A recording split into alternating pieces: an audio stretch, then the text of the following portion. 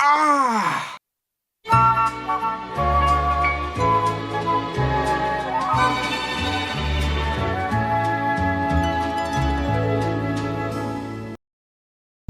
When someone asks me what my favorite Star Wars movie, I think that would be Episode 1, The Phantom Menace.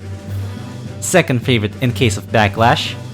Maybe it's because of the movie being an aesthetically pleasing eye candy to look at, or the effects aging surprisingly well, especially on CGI characters like Jar Jar or Watto, or even the battle droids. Or maybe it's meant to be the true beginning of where the story begins and how it all started. But I'm not here to review the movie, but rather to review the game on the PS1. That's right, I'm talking about Star Wars Phantom Menace, the game, made by Big A Productions and published by the defunct LucasArts. Now, I never had the Phantom Menace video game, but I did remember coming to my cousin's house as a kid and seeing him play the video game, and even to this day, I always thought the game looked advanced and next-gen at the time. Heck, I'd probably think it won't run on modern systems. Unfortunately, he didn't preserve the CD-ROM, so he doesn't have the game anymore, and all those files are probably in the older computer he used to have, which gave me no chance to play that game ever again. But thanks to the power of technology and piracy, I can finally play it once again, and it looks nothing like how I remembered, or what I expect, not like he had this game on the PS1. But graphical differences aside, what really matters here is if this game is as good as I remember, or if it's aged like milk. Well, that's what we're going to find out on this game review, so let's go! Starting off the game, and yeah, it kinda looks unconvincing due to limitations compared to PC version's menu. Irony, because Battlefront 2 Classic's PC menu kinda sucks, while the console versions are better. Until the remasters came out, which led to, well, yeah, I don't really need to tell you the whole story. Music video? Didn't know Star Wars was gonna have an MTV debut, but this looks promising. If you're expecting some early 2000s Green Day or Sum 41 music video, that's not what you're here for. It's really just the Duel of the Fates song with some scenes in Episode 1 to keep fans and audiences hyped for the next movie. The game starts in the Trade Federation ship voiced by a bunch of impersonators that's probably not the same actors from the movie. Even the battle droids sound nothing like in the originals. They don't even say Roger Roger. Get them! Resistance is futile! You have entered a restricted area! You must be eliminated! Another difference here is that we aren't being served drinks like in the movie, which is quite disobedient for protocol droid standard. Okay, weird. Anyways, seeing that the protocol droid didn't serve us any drinks, okay, could have sworn something happened. Also, what is that gas coming out of the floor? What is that gas coming out of the floor? It is excess steam from our troublesome vent. Okay, didn't ask for alien but oh! This game is poisoning me while I'm having a conversation! Sneaky little droid! Now, I could just inform the Queen that the negotiations were short, and I'm assuming you can use this computer to talk to her, but with the stack around... A communications disruption can mean only one thing. Invasion. Sorry, can't change the storyline now. We will need all the equipment we can find if we are to escape this ship alive.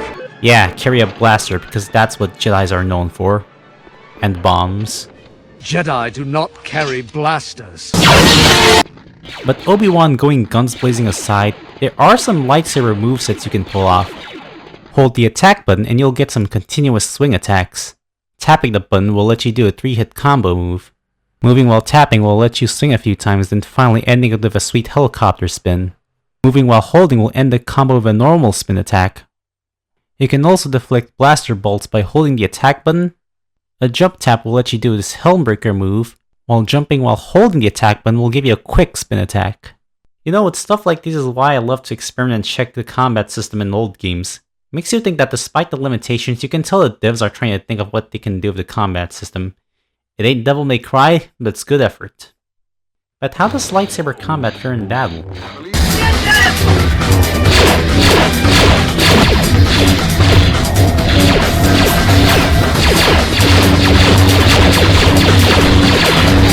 Yeah, it's mostly just bolt deflecting and no combo stacking.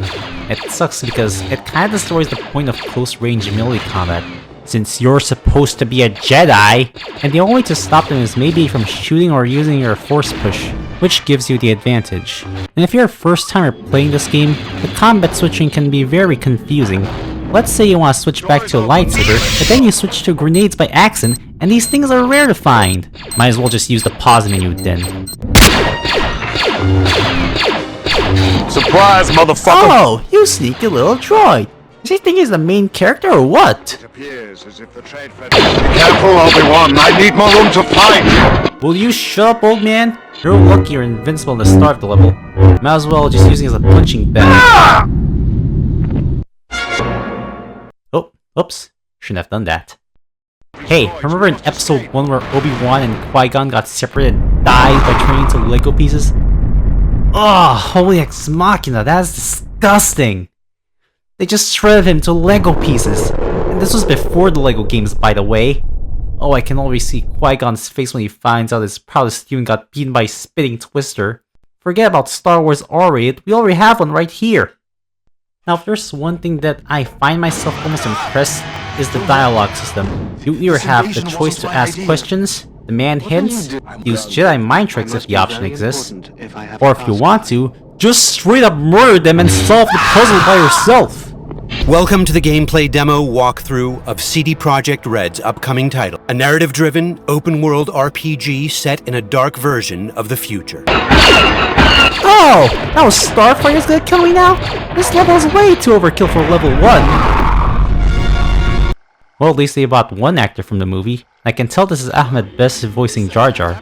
Oh, I'm sorry, Jaja, according to Gungans. Was it just me or is he not as energetic in the movies?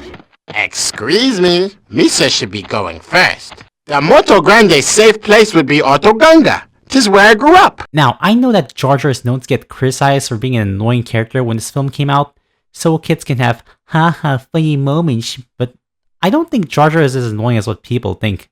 But the Phantom Menace video game, he kinda is when you make him wait for too long. Jump to the top. This way. Misa run to safe place. Hello, Daddy. Over here. Wait, what? Hello, Daddy. Over here. Huh, who would have thought that Jar Jar of all people chronologically said hello there first instead of Obi-Wan or Grievous? Oh my god, Obi-Wan learned from Jar Jar! Jar Jar is key to all this. But that's not even the suspicious part here. The real hot button topic is that the fact that Jar Jar constantly runs towards hostile spots, leading you to die to your death as he's trying to bait you to your doom. Now, keep in mind, when it comes to making tie-in games, the movie studios usually give maybe early material and some new updated material while it's still in production. Heck, apparently the final song of Spider-Man 3 was gonna be in the movie, but never happened. It did, however, make an appearance in the video game adaptation. Hell, Spider-Man 2 was gonna have Lizard as the villain in the movie, and guess what happened to the Spider-Man 2 video game trailer? Lizard was there! Which makes me wonder if the original Darth Jar Jar plan was actually real all along. Yeah, I'm starting to think that the video games caused the backlash and not the movie. Who are you? Hello, Daddy. Misa Jar Jar Binks.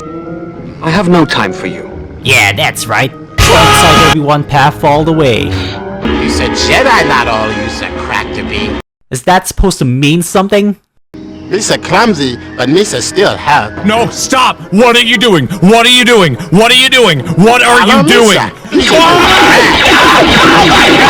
Okay, just stay there and use your dark side specific powers like... Oh, droid mechas! No, you're lucky you're surprisingly invincible. You are dead! Not a big surprise! No, it's kinda weird that it's Obi-Wan being Jar Jar and not Qui-Gon, but never mind that. We finally get to Gungan homeworld, and it's full of people discriminating you. My warning, yous. Gungans don't like in Outlanders. You should go into the boss Nas and make nice. Outlanders cannot be here in Otaganga! Hey, show some respect, you lunghead! And Obi-Wan, do not hurt these Gungans. I sense that you look down upon them, but they are living beings nonetheless. An Outlander! We have been invaded! You should better leave or Mr. calling the gods! Don't hurt us! God! The choice is yours, my Padawan learner.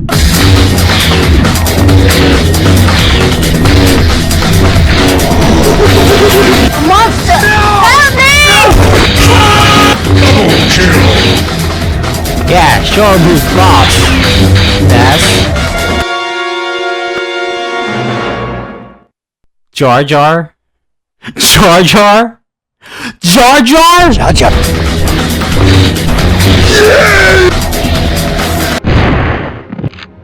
You should start big fight. You should very bad. You say here's big mechanics. Oh! Would you look at that? They both just died in drown's death. Don't worry, you two. I'll save you. Now, if I'm gonna be honest, I think my least favorite part about this game is the platforming. I mean, I get that Jedis are very acrobatic and athletic, but I kinda prefer exploring and adventuring around the map, which requires platforming. I mean, don't get me wrong, I don't think the tank controls are that bad in this game, but the platforming parts kinda makes this game a bit clunky, to be honest. Most of it is usually just lukewarm or mid at best. And the worst part of this is the enemy placement and the constant lightsaber deflecting, giving you zero chance to get close up when there's enemies flanking you. Some would even straight up assassinate you because of their color camouflage. Excellent work, 47. The money is being transferred now. So how did I get past this last time? Am I supposed to destroy it?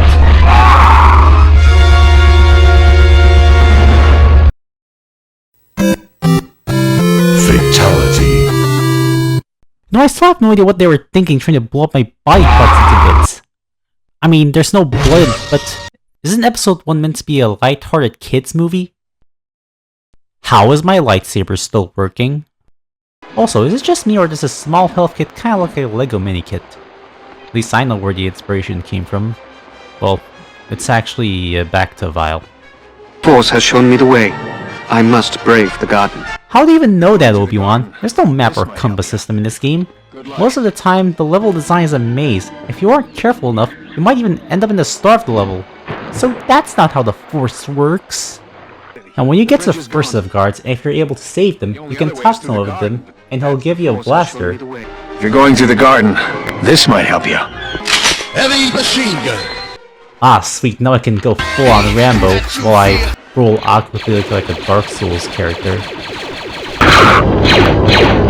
I don't know about you guys, but this blaster fire is kinda disturbing me. I'm hoping they're shooting someone else and not... I'm a Jedi, searching for the Queen. Oh, son of a... Hurry up, I'm gonna get blaster bolt holes in my body! Ah, just when I was about to leave! Seriously, this game is just obsessed with surprise attacks. It feels like I'm playing some kind of reverse stealth game where I'm the enemy. So basically a horror game. But then again, most horror games have stealth mechanics anyway. I mean, this game does have tank controls after all. And that's not even the only problem, because now you have to fight this tank here trying to straight up kill you, and the only way to stop it is by finding these proton missiles. Which barely does anything by the way. Because the only way to kill a tank is that you need 19 missiles.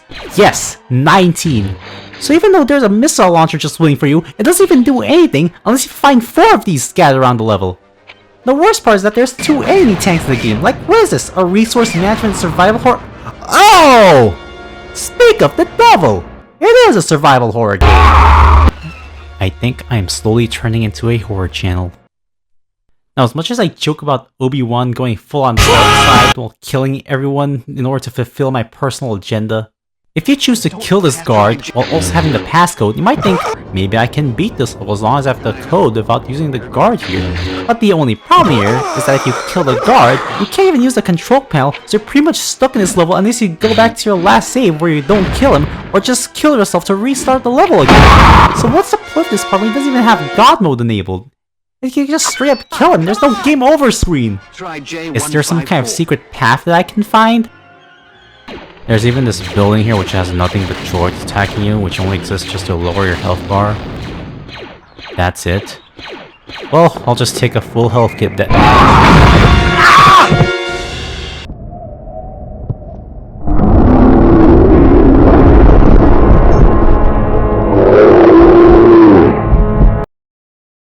Why were those guys standing there? Why is there a health kit waiting for me to die? And why isn't there an engineer to stop a starfire from blowing? I thought I came here to play Star Wars, not Indiana Jones! So you finally reached Qui-Gon and Jar Jar, who somehow survived. I am glad to see that you have survived. The hangar is some distance from here. There's a passage underneath the palace. This way.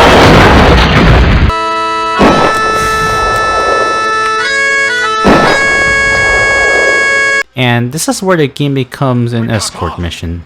And not only is this level an escort mission, but apparently there's a side quest where you can save this mom's son, in which you get nothing in return, by the way. Stupid little bitch. You think I works for free? You'll deserve to live. Is there a way past the tank? That tank took out 10 of my troops. Gee, if only if I had my missiles from the last level. But no, they just had to put a tank guarding the gate. It's like that this game is trying to punish you for wrong decision making. I mean, you can get a blaster from this guy. You can even prevent yourself from completing the game if you kill this dude. If you waste all your missiles to kill one tank, then you're pretty much defenseless from the next encounter. It might be tempting to reach for the gun, but the consequences could be dire. Remember, these guys are really tough. Let's go. You're stepping on my dress. I need more room, Obi-Wan. Never knew that a Jedi could be so rude. You always so rude around royalty. Shut up already! Yeah, I'm not really sure why there's a prisoner here that you can free, but hey, at least you get thin ears from him. But just in case if he's a criminal... And the bombs don't work. The bombs don't even work. Now, Amidal's stun double may have plot armor, but if you go too far away from her, she will die from sadness and lose the will to live. Help me! I'm not hurt. The laser blast just grazed my shoulder. Isn't there a vast, deadly waterfall at the end of this river? What sort of question is that? Why don't you jump in and find out?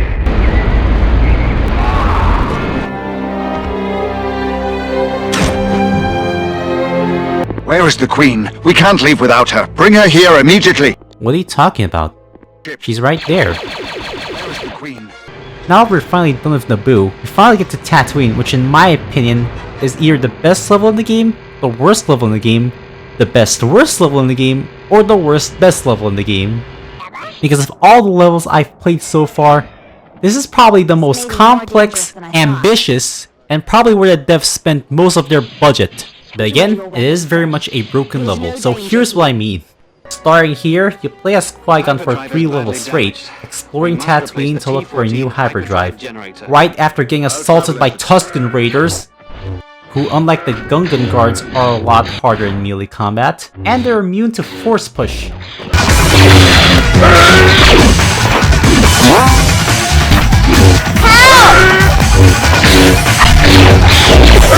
Now, as much as how dumb the AI is, I am kinda impressed that characters react to your actions. Some characters will even reward you, and some of them will even pull out their guns.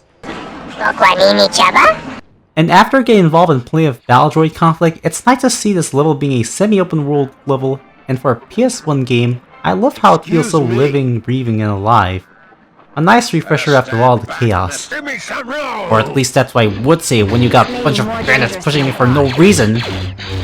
We've greatly enhanced our crowd and community system to create the most believable city in any open-world game to date. Stop pushing me! City streets are bustling with crowds of people from all facets of life, all living their lives within a full day and night cycle.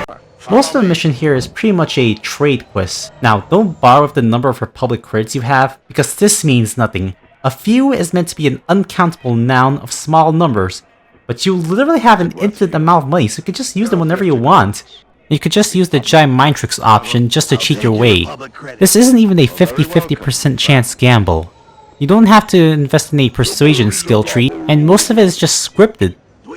Like, the only reason why it doesn't work on Lovably is because, well, he's a Toydarian. My tricks don't work on me, only money. You can even try to genocide run the entire level! And the fact that this level has this sheer level of complexity kinda makes me wonder if this game was originally going to be an RPG choices matter game, or a movie tie-in game with a secret alternate ending, But even if you try to fight the police, their axe hitbox is so huge that you can't even bother dodging and they deal high damage. Unless if you're lucky that you didn't hit their invisible damage barrier, or whatever it's called.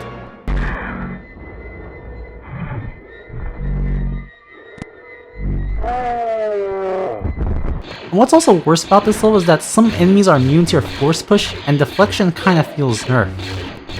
I don't know if this has anything to do with Qui-Gon's playstyle, because even though he has the exact same movesets, his animations are kinda different. Excuse me! Hey, you pushed me!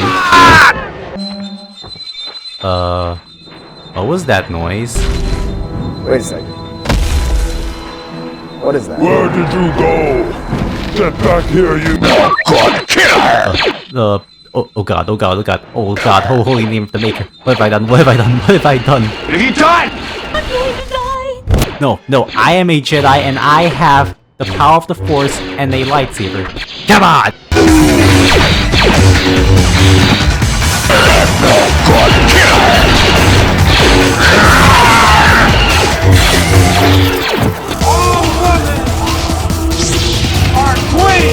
Hello, handsome. If she breathes, he's a god! Don't draw a weapon unless you plan to use it. Who are you gonna murder next, mister? You're killing everyone, don't kill me! Who's your Pandora? It's the killer. I want nothing to do with you! This place is horrible. A vicious murderer has been killing innocent people all over town. Come on, you can't tell me! I'm a Jedi!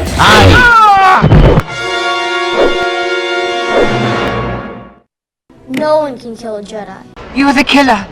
I won't help you. I just killed Anakin's mom. Shouldn't there be a game over screen? Oh god, there's that screeching noise. Get away from me, you crazy kid! I don't have time for a stupid present game! I won't help a murderer like you. I won't help a murderer like you. I won't help a murderer like you. I won't help a murderer like you.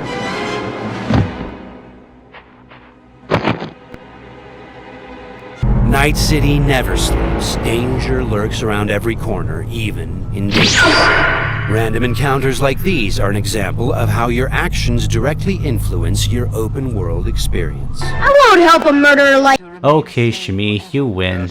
Now can I get help from Anakin? Thank you, Qui-Gon. Follow me. The dialogue system in Cyberpunk 2077 is fully gameplay driven. Let's try the more diplomatic approach. The Force is strong with you. Strong enough to be a Jedi? I don't care about your stupid midichlorian count, you little brat! Maybe I should just kill your mom as an example of what I'll do with you next.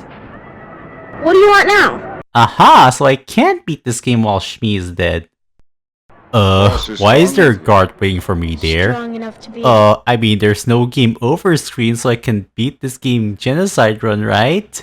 Why is there another guard there? I must repair my ship. Anakin, can you help me? Oh god, please, just let me genocide run this game. Just let me genocide run this game. I don't want F-18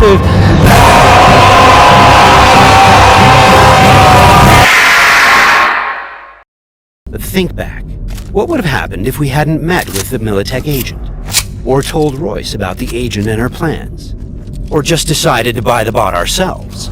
So many options, so many possibilities. And each will have consequences that will ripple through the game world and your story. Note to self, never let a kid watch you murder a parent in front of them, or that'll break their midichlorian count record. Alright, no more genocide run. I'll just play this game normally. Can I buy my hyperdrive now, Watto?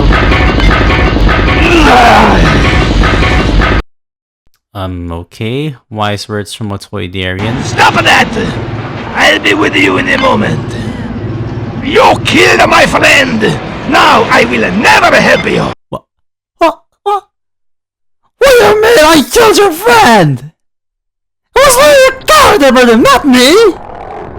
I think I did it! Choky! Get Gotcha, dry chokey here. Now, when I was playing this game with my cousin, one of the things I discovered playing this is that I can get a free weapon. And when my cousin saw me play, he was kind of mind blown that I found this discovery. I'm doing some construction on my farm, and I need a thermal detonator to clear some rocks. You're a farmer? That's hard to believe. I'm actually aiding a friend on his farm. And stuff like this is why there's a bit of charm to the episode 1 video game. Oh, and you can kill him for free food. That's the scariest Jabba model I've ever seen. Kill with fire!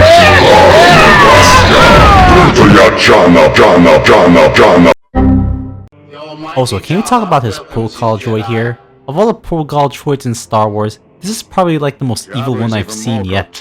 Like, dude, can we talk machine to machine here? You are a butler. You have no reason to have this level of sinister badassery. Then the awesome Jabba will find sufficient entertainment by watching you die like a coward. Or maybe I'm just praising the voice acting, even though this game isn't the best at it. I mean, good work to whoever voiced Qui-Gon, but does this sound like anger to you? I am indeed angry. I am insulted by the way I have been treated. Perhaps it would be best if you left. Now. Not before I make you pay. Gods! So you beat Jabba's Rancor, get inside a bar, and you know, of all the Star Wars Cantina songs, this is a piece of Star Wars music that no one seems to talk about. Probably because it's in the game original, and not in the movie. For real though, just listen to this banger. And I think it deserves more love.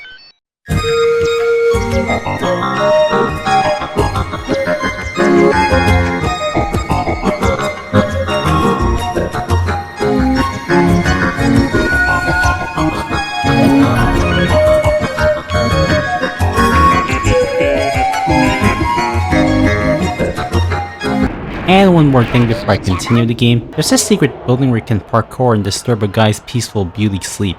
And he gives you a free health kit. Well, then let me give you this quick seal splint and med pack. Those are the ugliest looking crowds that I've ever seen.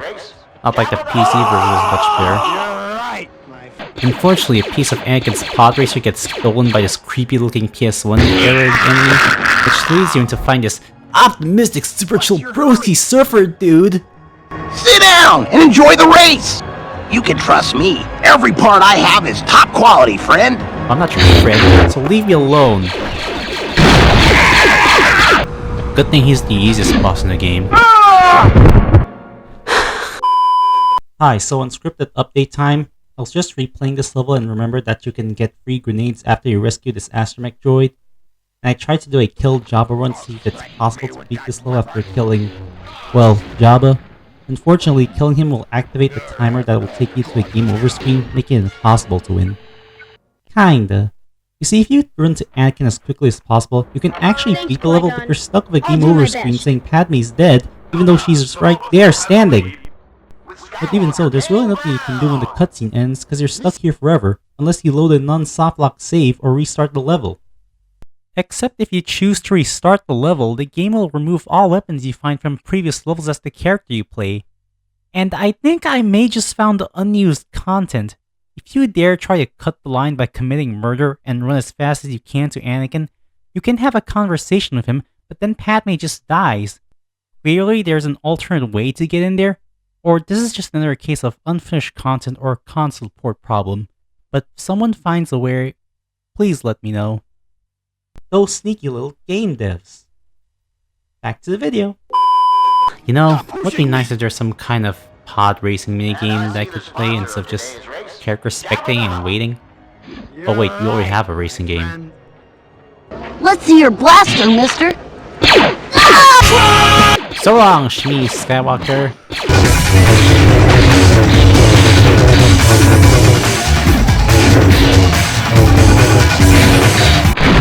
Bruh. The next level of Coruscant is the only level where play as Captain Panaka. Now at first you might think this level is going to be some royal queen riding a taxi. It's only a short air taxi ride to the Senate. But just like the presidents of America, apologies for the politics, good old Palpatine here sends out the drone attack to blow up your taxi ride. So good work, Your Royal Highness. That normal everyday taxi driver just died because he requested in the first place. So the only way to get to the Senate chamber is by taking a tour bus, and if you aren't convinced that the city isn't corrupt, none of these employees believe there's a shooting outside. We're being attacked. You must call the guards.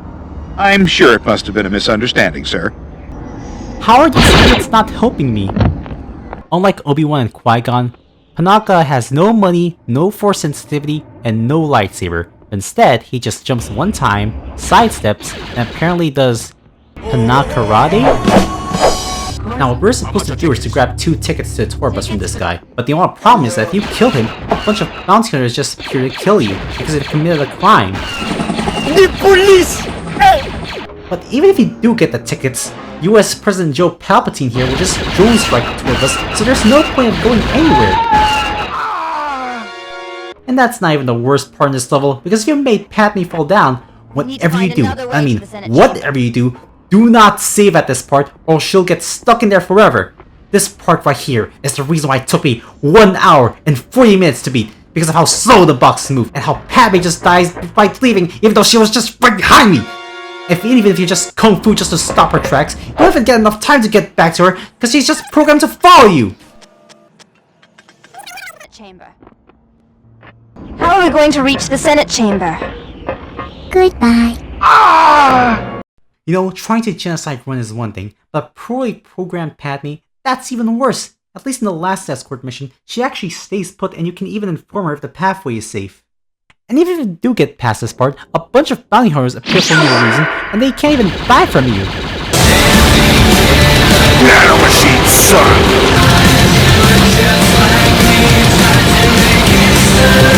You'll never get out of here alive!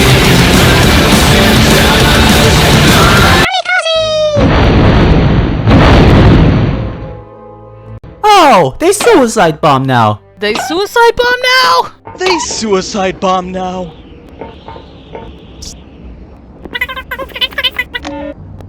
Hey! What are you doing in my storeroom?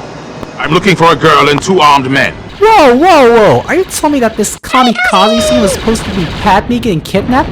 How did that even happen? And how is she still talking when she's 50 miles apart from me in a galaxy far, far away? Is she suddenly a force-sensitive psychic? The worst part is that no matter how far you are, she'll just keep repeating her voice line over and over and over again. We need to find another way to the Senate chamber. We have to get out of here. We need to find another way to the Senate chamber. How are we going to reach the Senate chamber? We have to get out of here. We need to find another way to get out of here. Find another way to get out of here. How are we going to reach the Senate chamber? Another way to the Senate. Need to find another way to the Senate chamber. How are we going to? Oh my mother of machines, what have they done? That's not even Orabish. To get deep below into the underworld, abuse the homeless. It's the killer! Get him! Well, that says a lot about society. But it is possible to pacifist run this era if you avoid talking to them.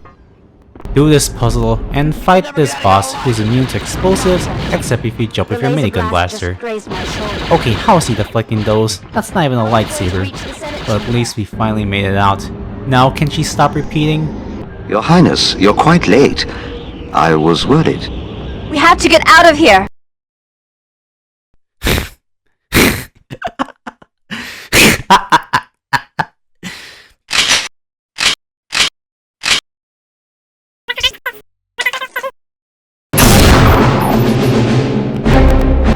Now, because the game doesn't want to add voice dialogue in pre-rendered cutscenes, instead get a boring text scroll of the Senate hearing, return to Naboo for the final battle where we switch from Obi-Wan to Padme. At least she's not annoying this time. Now, when you play as Padme, you might think she uses a blaster gun like in the movie. Instead, she uses a stun gun of all things? But still, she is surprisingly fun to play as because of her low to mid range playstyle. You can even have the battle droids turn against each other. The Obi-Wan sequence, on the other hand, focuses on the Darth Maul boss fight and some occasional boring platforming, and a neat little feature here that you can use your lightsaber as a lantern. Too bad this never happens ever again in the game, since this is the finale.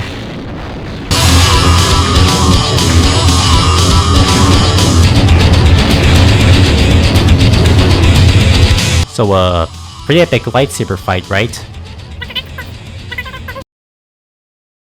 Okay, who thought it was a good idea to put a keycard here? Was it you, guard number 1? Queen Amidala, you saved us. Ah! Now, once you reach the Viceroy, you can either A, tell him to surrender, in which you get assaulted by the game's patented trap system, or B, just straight up kill him and the game just leads you into the final battle. It's a shame that there isn't a Starfire segment. This is most unexpected. One with the Force, Jedi. Die, Jedi, die! No! I have killed your master, and now it is your turn to die, young Jedi. Don't worry, Qui-Gon. I'll avenge you from this phantom menace.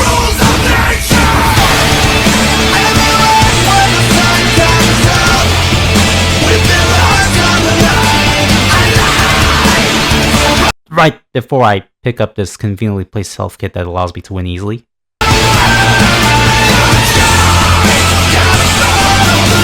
Twice.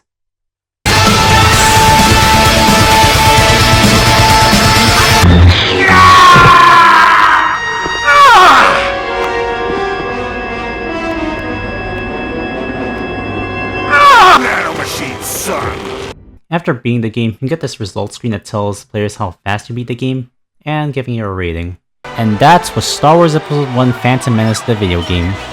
Was the game as good as I remembered? Well, does his face look like a yes to you? Okay, in all seriousness, as much as how much of this game tends to be a broken piece of junk, I actually find myself enjoying this game. Like, not a so bad so good type of game, but it's more of a game that just exists to laugh by its unfinished state and rushed result. Still, if you somehow ignore the obvious rushed and incomplete parts of the game, you can tell that the game definitely had some sort of complexity programmed into it, such as the weird morality system of killing whoever you like, even on children, the almost in-depth dialogue system, and the actually, you know what, maybe there's only two things that makes this game good. Seriously, what were the devs smoking? Was this even intentional? Were the devs even aware of what they're doing? Or is this the way of devs saying, yeah, screw it, we're not gonna complete the game at its deadline, so we'll just release this in this beta state. Either way, Phantom Menace isn't exactly one of the most punishing games I've played, despite its game-breaking moments. I mean, you can't just save scum as long as it's not a place where you can get stuck forever. But it kinda sucks how there isn't a level select system, and sure, you could just create multiple saves that let you load at the start of the level, but the PS1 memory card is kinda small, which is a shame because I kinda want to give the Coruscant level a chance if Padme isn't annoying, that is. One mission replay later. Here I am, back in Coruscant, giving it another chance. Okay, so I can kill the ticket lady and just get inside the bus immediately? I'm not jumping down there. Are you kidding me? She was never programmed to jump down in the first place? I mean, don't get me wrong, most of Mario gaming itself is broken, but would you rather waste your money on an expensive $70 or even $100 piece of software, expansion packs, DLC, or would you rather buy a game unavailable in stores where you can emulate pure abandonware game from a defunct publisher and a studio that's shut down absolutely free, no remasters required? Looking at you, Battlefront Collection. Of course, there's probably a lucky guy out there who still has this copy of the game and somehow still not suffered from disc rot. Unlike my cousin. With that being said, I think I'll give Phantom Menace the game, 3.5 Cinder Points. Now, if this game ever got more time, I would like to know how the game would end up, if it's based on what the creators intended. Maybe it really was originally going to be a Choices Matter RPG, or just a movie tie-in game that attempts to be an ambitious, game-changing industry standard. Regardless, the game isn't as bad as I thought it would be. So yeah, I had fun with it. Well, guess that's all for now. This is Cinder Unit, logging off until next time.